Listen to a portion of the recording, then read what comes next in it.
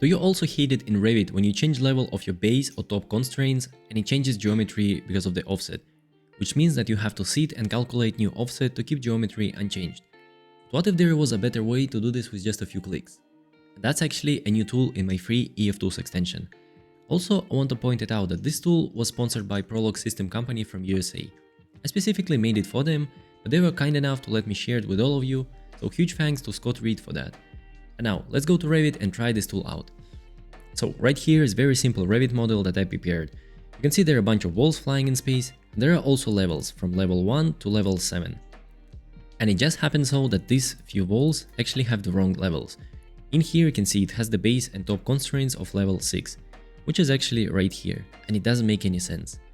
But if I would select all of these walls and change it manually to level 1, you already know that this is going to mess up the geometry of the walls, and now I have to sit and calculate offset for each of the walls individually.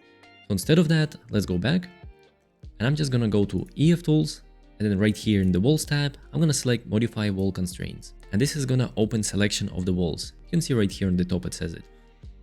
Now, I'm going to select these 3 walls. You can also click on each wall individually, and then click on Finish. Now I'm going to get this very simple menu. So first of all, I need to decide, do I want to modify only base, only top, or both of the constraints? And then I can select levels which I want. I want to select level 1 for the base constraint and level 2 for the top constraints. When I'm going to click on the button, I'm going to wait a little.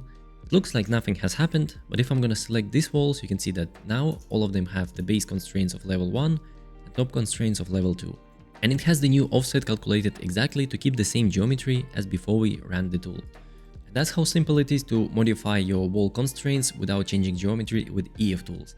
And if you've never heard of this plugin, I'm gonna leave a link to installation guide somewhere on the top. And if you have any other ideas I could implement in EF Tools, just write down in the comments and I will see if I can add it to the list. And as always guys, happy coding!